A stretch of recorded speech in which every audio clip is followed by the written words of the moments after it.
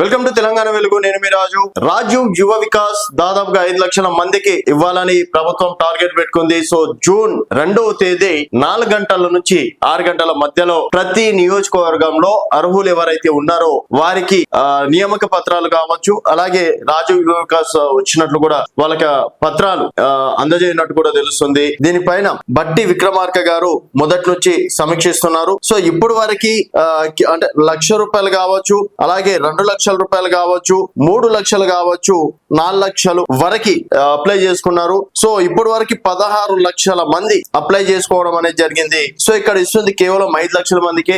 5 లక్షల మందిలో కూడా అర్హులు ఎవరున్నారు దానికి సంబంధించి అంటే తెల్ల రేషన్ కార్డు ఉండాలి, అలాగే నిరుద్యోగి ఉండాలి, అలాగే ఇన్కమ్ విషయంలో కూడా 8 లక్షలు దాటొద్దు అని చెప్పేసి కూడా కొన్ని కండిషన్స్ కూడా రాష్ట్ర ప్రభుత్వం పెట్టింది. సో జూన్ 2 4 గంటలకి వీరికి నియామక పత్రాలు అందజేయాలి. దానికి సంబంధించి ఒక కలెక్టర్ కావచ్చు, అలాగే ఎంఆర్ఓ కావచ్చు, అలాగే గ్రామ అధికారి కావచ్చు. సో ప్రతి ఒక్కరు కూడా అబ్జర్వేషన్ చేసి మరిస్తున్నారు. తర్వాత శాసన సభ్యులు కూడా దీనిలో ముఖ్య పాత్ర వహిస్తారని చెప్పేసి కూడా చెప్పుకోవచ్చు.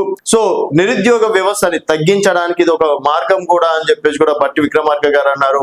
ఎందుకంటే దాదాపు 5 లక్షల మందికి స్వయం ఉపాధి కల్పిస్తే డెఫినెట్ గా నిరుద్యోగం అనేది తగ్గుతుంది. సో ఉద్యోగాల పైన ఆశలు పెట్టుకున్న వాళ్ళు ఇక్కడ సైడ్ అంటే వ్యాపార సైడ్ కనుక మల్లుతే దీనివల్ల రాష్ట్రానికి కూడా బెనిఫిట్ ఏంటంటే జీడిపి విషయంలో కావచ్చు, అలాగే రాష్ట్ర ఇన్కమ్ విషయంలో కావచ్చు, రాష్ట్రానికి ఇన్కమ్ విషయంలో కూడా జనరేట్ అయ్యే అవకాశం ఉంది. ఇప్పుడు 2 లక్షల రూపాయలు పెట్టి సపోజ్ ఒక బిజినెస్ స్టార్ట్ చేశారు అనుకోండి. సో బిజినెస్ స్టార్ట్ చేసి డెఫినెట్ గా తను బిజినెస్ చేయాల్సి వస్తుంది కాబట్టి బ్యాంక్ కి కట్టాల్సి వస్తుంది. తర్వాత తను కూడా రెవెన్యూ అనేది జనరేట్ చేసుకోవాల్సి వస్తుంది. దాంట్లో అంతో ఇంతో ప్రభుత్వానికి కూడా లాభం చేకూర్చే అంశంగా కూడా చెప్పుకోవచ్చు. సో ఇప్పటి వరకు రేవంత్ రెడ్డి గారు చెప్పినటువంటి అఫీషియల్ లెక్కల ప్రకారం 18 లక్షల కోట్లు మాత్రమే మనకి నెలకి ఇన్కమ్ వస్తుంది.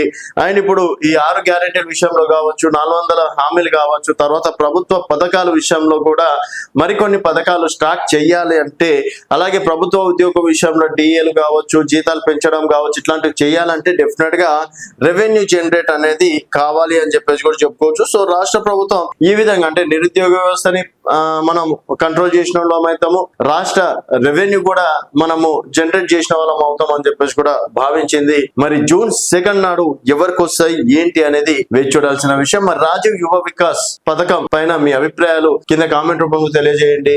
చూస్తూనే ఉండండి తెలంగాణ.